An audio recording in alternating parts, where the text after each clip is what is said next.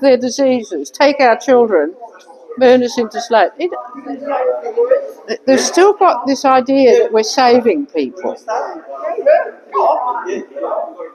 Actually come from Labor governments.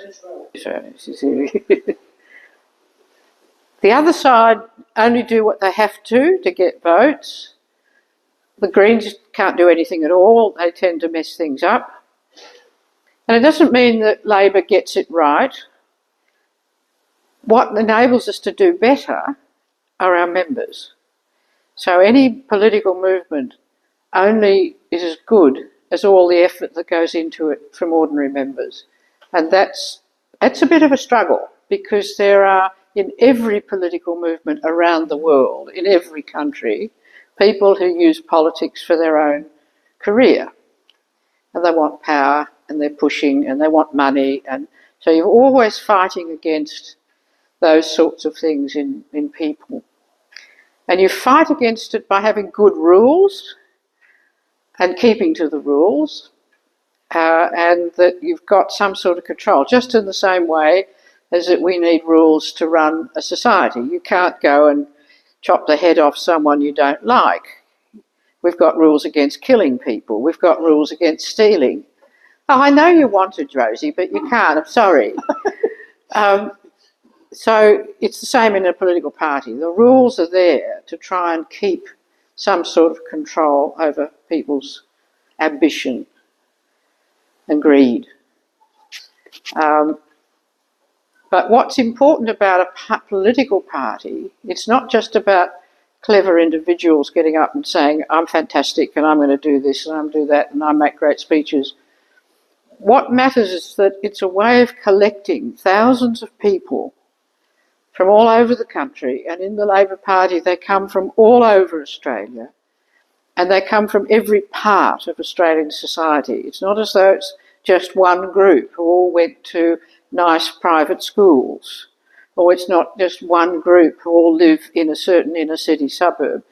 The Labor Party is for all Australians. It's people in the bush, it's people in outer suburbs, it's people in the inner city, it's people in country towns, it's people working in mines, it's people working in forests, it's builders, it's electricians, it's teachers, it's nurses, it's all of those people.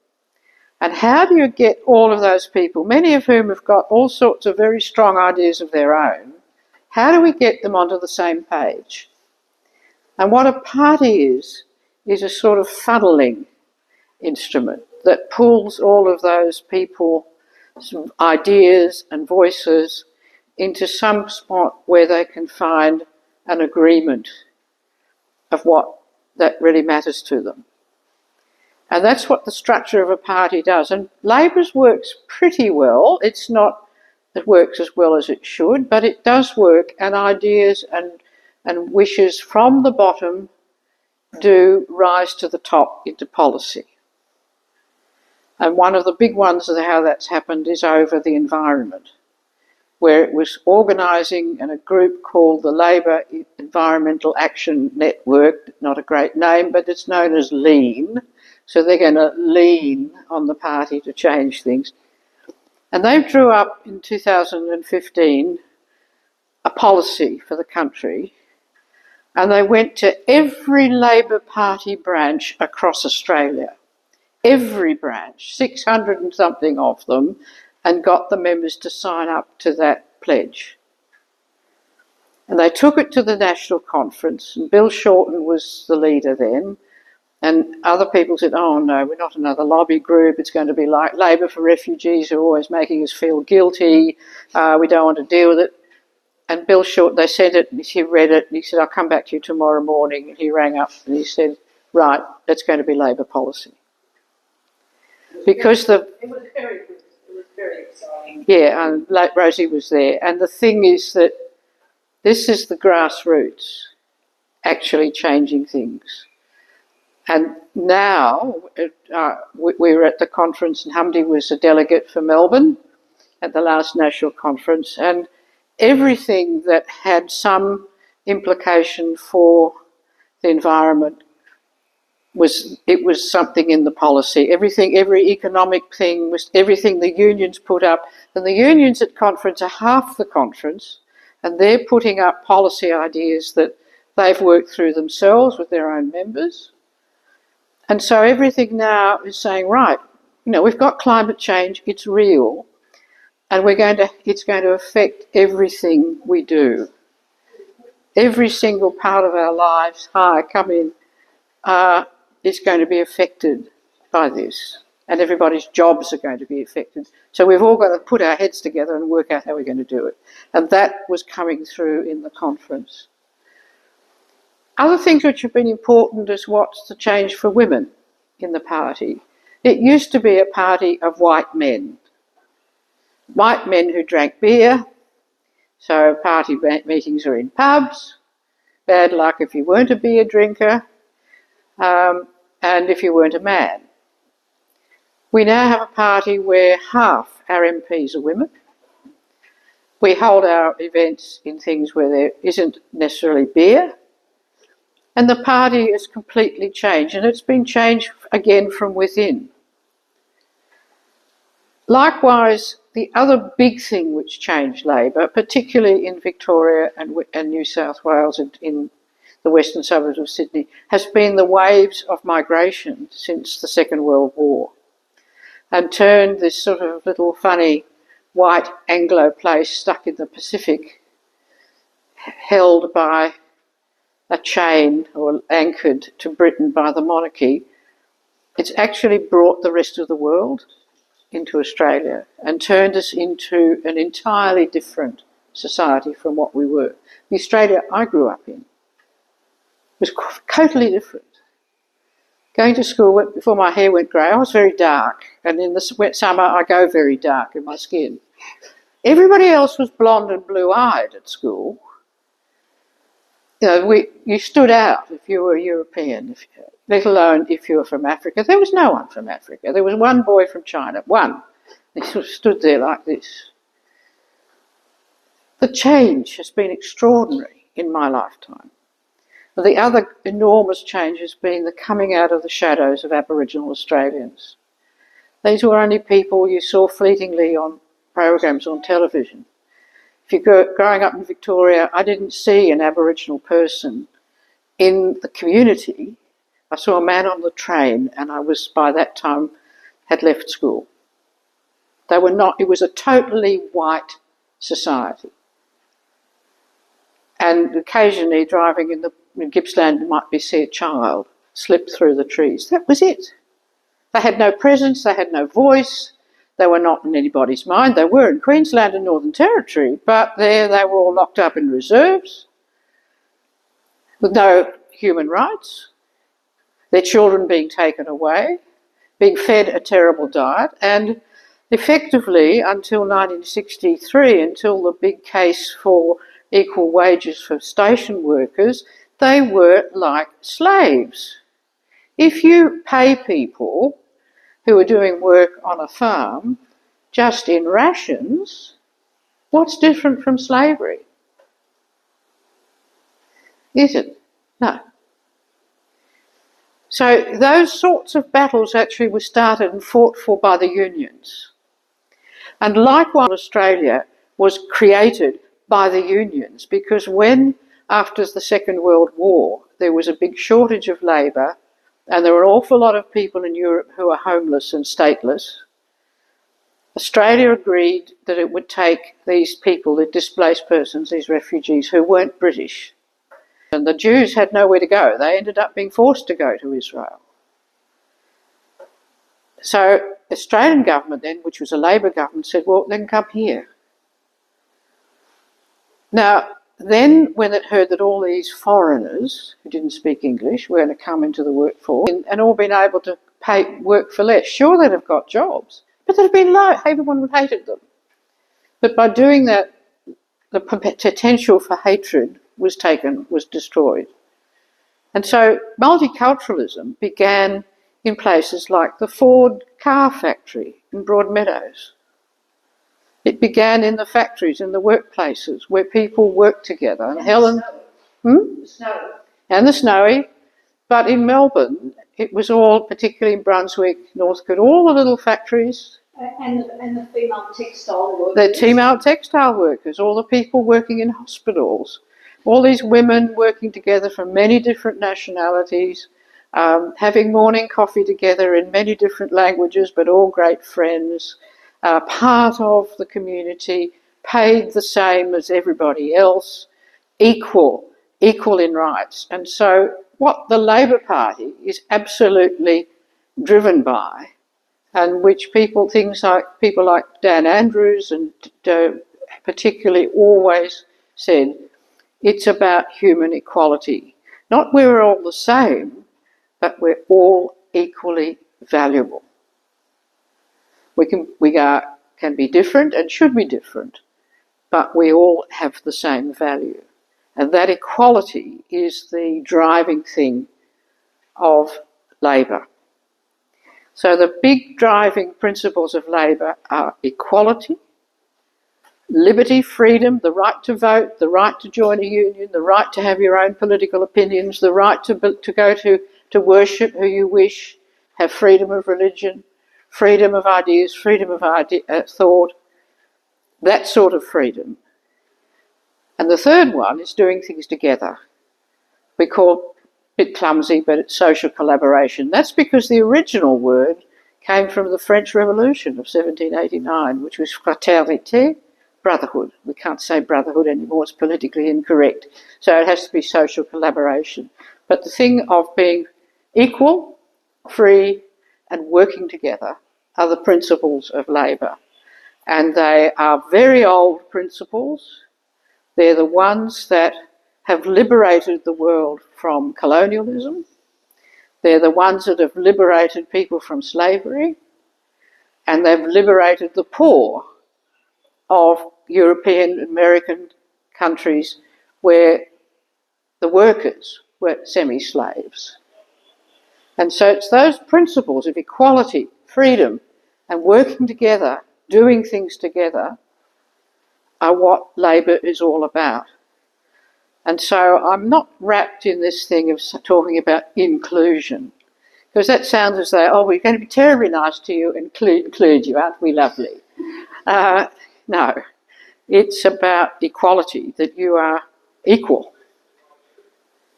And that equality must be respected and that people must be respected. So the thing that's essential for everyone is to feel respected.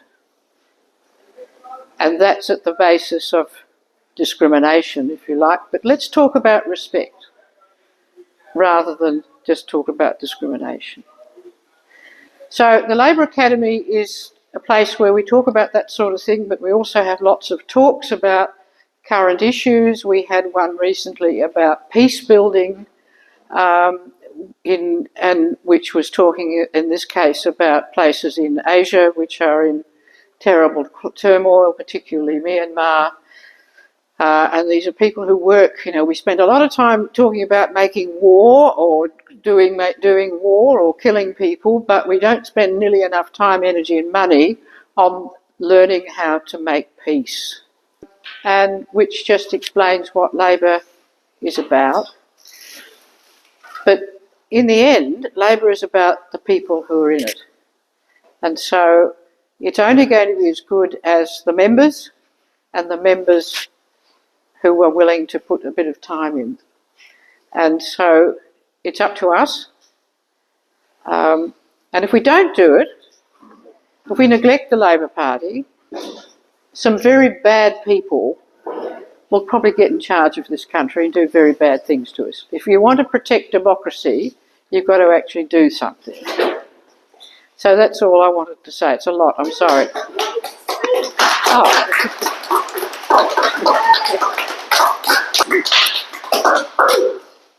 Thank you very, very much. It was very old. Well, because she is a professor, I didn't give an introduction. Well, you don't need to go into all of that. I'm not a professor anymore. I'm finished. For over 20 years, Melbourne University, and it's really, we're lucky to have someone of that knowledge and that Thank you. You're sitting here. academic background to be giving us this. Is I it? got really a lot out of it. This one. Knowing Oh, since all right. I know Dr. Janet, I really got a lot. The information he just gives me, small by small, what Australia used to be, and all of that is very, very, very, invaluable. I would like to welcome now our second guest speaker, Helen, who we're developing to have some more in common. Although even one of the things she told me once was, do you know, we used to be, I think something like a Greek, we used to be ruled by Africans and therefore... So- I mean, the Greeks got to Somalia. yeah, well... Oh my God! And Helen is a candidate for the upcoming council in Brunswick. It's the council's name has been changed to Mary Beck or something. I don't know.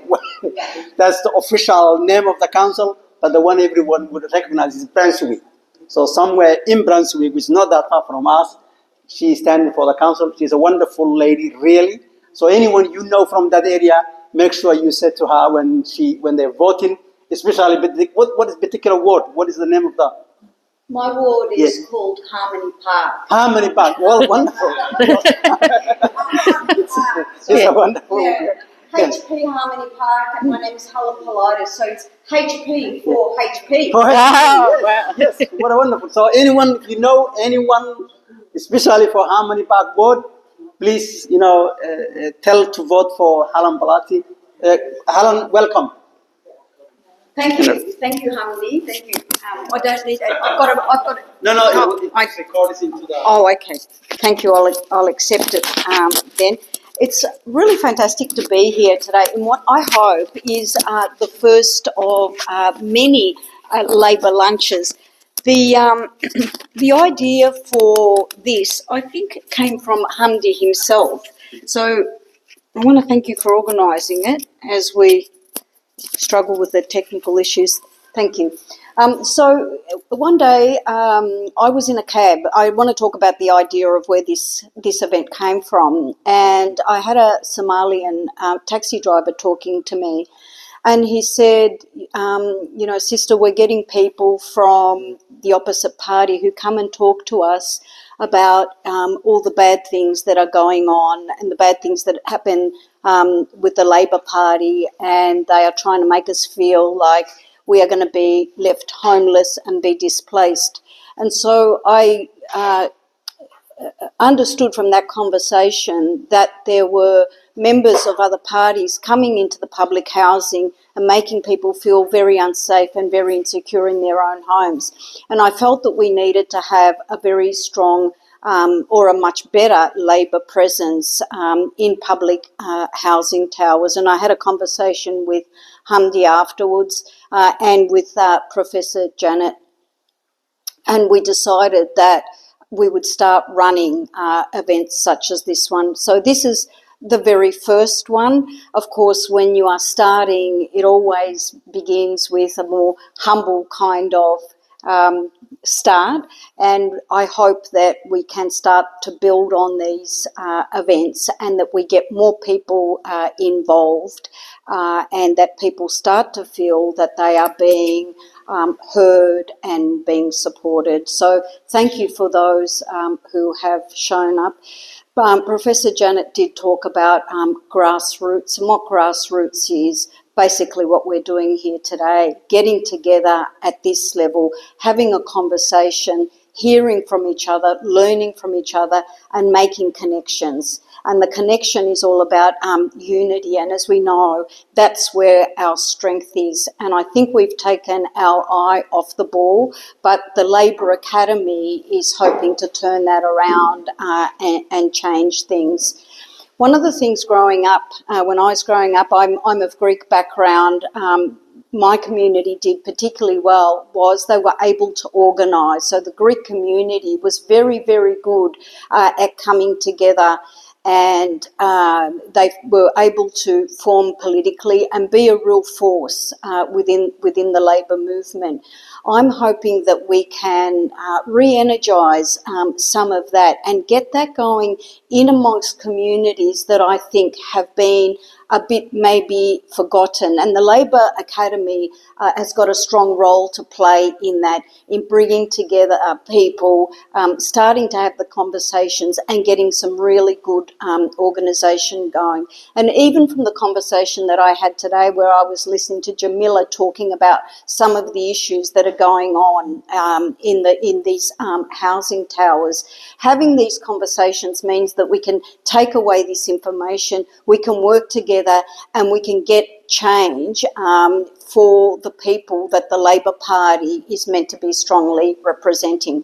And I'd like to finish by talking about why I'm running for council, and that is because I'm really deeply and passionately committed to community. I love all community, and as Aisha reminded me, one of the communities that I really love to be a part of is the Somalian communities, especially when they have weddings. And I gate crashed one a couple of weeks ago, and Aisha happened to be the person who served me food, and she reminded me of that. So for me, you know, community is everything. Community matters. Community is what really served my people growing up, and that's Greek people, although I like to consider everyone's my person. And so it's why I'm running for Marybeck, for the Harmony Park ward, and I'm going to be having a launch in a couple of weeks. If anybody is interested in becoming involved or attending one of my events, please come and see me, or look me up on social media, Helen Politis for Harmony Park. But this is really just, you know, and I know I'm sort of jumping from subject to subject, but going back to these Labor Academy events, this for me has been really the beginning of what I hope will be a series of events, and I hope that on the next occasion we see more of you here, and that the next time round you invite more of your friends and more of your neighbours and more of your people, and together we can be a much stronger force in the Labor Party.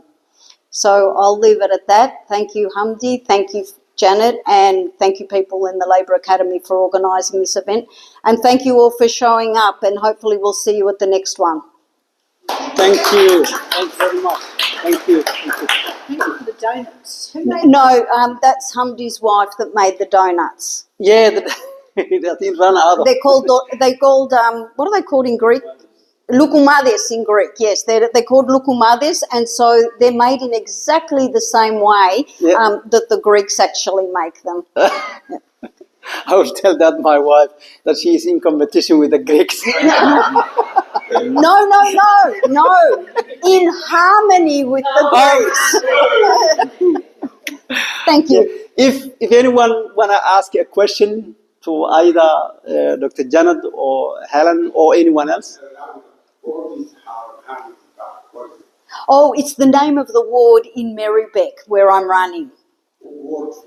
The council. The council. Sorry, Yes, yes. local council. Yes.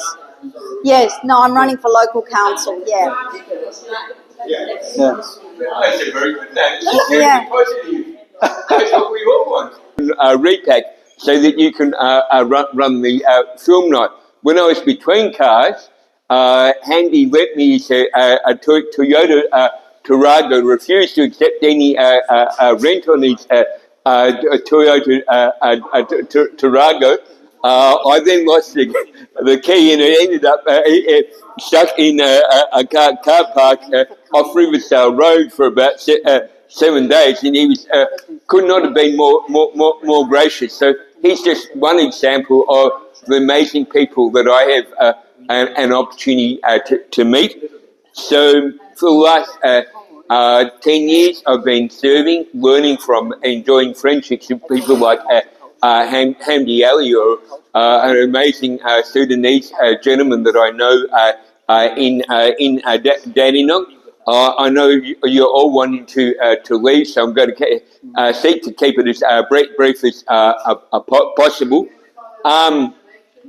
So Atlanta Welcome works towards creating a society where we all feel that we, regardless of worldview, where we all feel we are loved, we all belong, are loved and supported, because I believe that when we achieve that society, we will all, differences will dissolve or no longer remain a barrier to love. So for the last 10 years, I've been doing a lot of reading and discovering wonderful people who've made a profound difference within their own communities and also globally. For the last, since the 8th of February 2015, I've been running picnics at the Atherton Gardens Housing Commission estate in Fitzroy. And thanks to COVID-19, which was both a blessing and a curse for Land of Welcome. While Land of Welcome is still extremely small, I have members in Brisbane and a member in Perth. But Helen, I've been assisting her in Nasara, Afghan-Australian journeyman I met 10 years ago, Ali Yagobi, who's also standing for council in the city of Casey, and I've also been doing what I can to assist Ali and using what I've learned over the last 10 years or longer to assist him with that. There is an organisation in Northcote that may be interested in hearing from you. That's got quite a significant membership. They're very socially progressive. They share a lot of my own values. I do not have Hamdi Ali's lived experience. I don't have Asia's lived experience. None of us have someone else's lived experience. Someone who's born into wealth does not understand the disadvantages that other people who are not born into wealth have. I'm still struggling.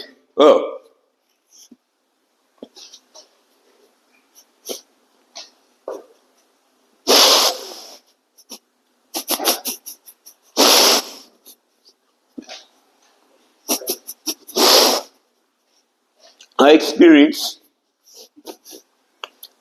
thoughts and feelings, negative thoughts and feelings towards the people that I seek to serve. So I guess the reason I shared that with you is I'm struggling to overcome my own social conditioning. We tend to I think that we don't understand that other people, regardless of where they come from, are also seeking to overcome their social conditioning. And then we look at successful business people or people from who've had different life experiences than ourselves. And then rather than looking for the innocence within them, we blame and judge them.